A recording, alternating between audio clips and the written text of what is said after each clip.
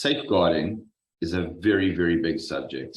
When one considers everything that needs to happen in the proactive space and then going through to the reactive space, there's a lot of technicalities that one needs to be aware of.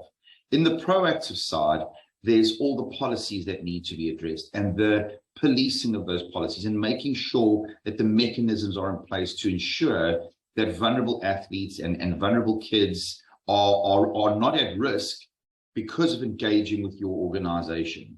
But it doesn't end there, because there's also the reactive side, and there's a lot of technicality in that space. Whether we're going down the road of a forensic investigation or whether it's just for a disciplinary inquiry, there's a lot of technicality involved. And so sometimes the implementation of safeguarding can be daunting. So to that end, the Guardian has developed what we refer to as the 4 and 6 principle. The 4 and 6 principle is just an easy way to allow designated safeguarding officers within an environment to make sure that they get their proactive structures correct. Now, I want to be very clear. Getting these proactive structures correct is just the foundation.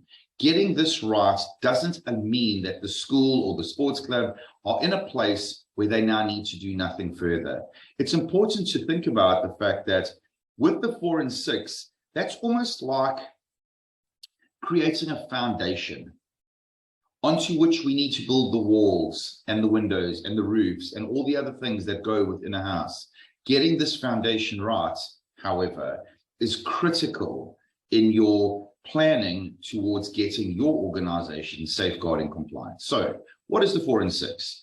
The 4 and 6 is essentially the 4 things that the organization must do to make sure that they are organizationally compliant.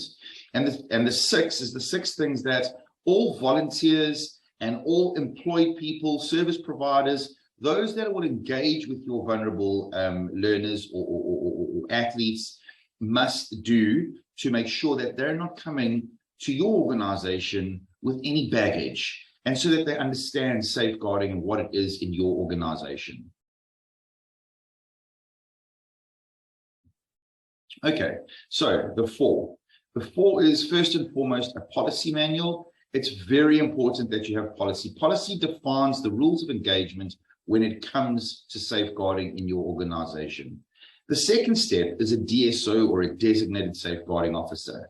That person needs the skills to ensure that they know how to police the policy, and they need to know how to deal with the reactive side if there is a disclosure, how to speak to the child, etc., etc., etc. So there's a skill set involved in a designated safeguarding officer, and one must be very guarded against kind of going, we've got a psychologist, or we've got a counselor, or we've got somebody like that in our organization, because that again is a reactive resource. The proactive resource is your designated safeguarding officer.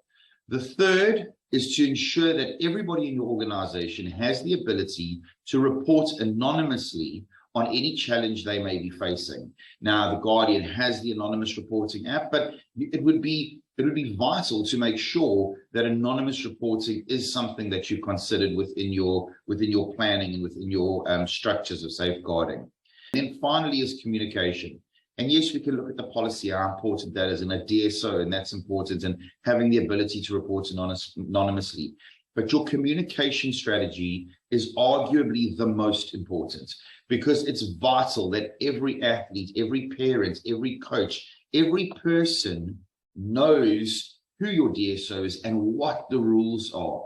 Sometimes many organizations have things that they've done traditionally for a very long time, and now with the implementation of safeguarding, a lot of those things now need to change, because we now know better, and so that needs to be communicated, whether it happens through posters that you put up in and around your school or sports club, whether it is WhatsApps that go out, however you plan to disseminate the information would essentially be your communication strategy. So the 4, very quickly to recap: policy, designated safeguarding officer, anonymous reporting, and your communication strategy.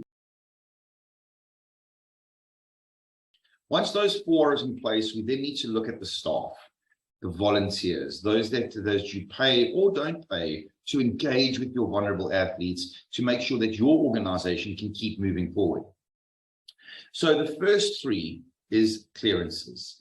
It is vital that we make sure that anybody that's going to engage with a vulnerable person within our organization is not arriving there with baggage. We want to make sure they are cleared against the Sex Offenders Register, cleared against the Child Protection Register, and we've done a criminal check on them. Those three are the first three of the six that we want all of these people to do. The fourth is an understanding that if your name isn't on any of those registers, all that means is that you've never been caught.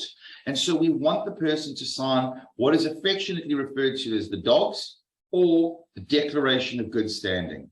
It's a good standing declaration saying that they've never been asked to leave any organization or environment in the past under any suspicious circumstances. They've got no smoke and mirrors in the background, and so we want them to sign that.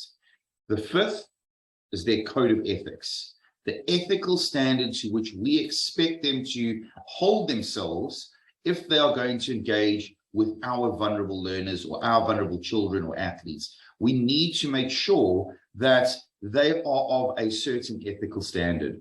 So an example may be, if you've got a person engaging with a child, telling the child that certain things are wrong, like drugs or like inappropriate behavior or drinking, then we need to make sure that they're also living by that standard, even outside of their life within your organization, because it sends a very unclear and very confusing message, certainly to children, if a coach or a teacher is saying one thing and behaving in a certain way, for example, on social media.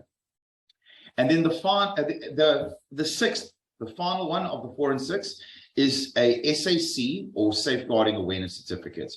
This is just an understanding or an overview of safeguarding. This is not to the level of your designated safeguarding officer who needs to know how to police safeguarding and police your policy. This is just a broad strokes overview of what safeguarding is, and it really does fall into education. It's important when creating that structure. So to recap on the 6, Sex Offenders Register clearance, Child Protection Register clearance, a criminal check, Declaration of Good Standing, Code of Ethics, and SAC, or Safeguarding Awareness Certificate. Guys, if you can get the 4 and 6 in place, you really set yourself up to have created a really good foundation to start building some really strong safeguarding strategies onto. Thank you.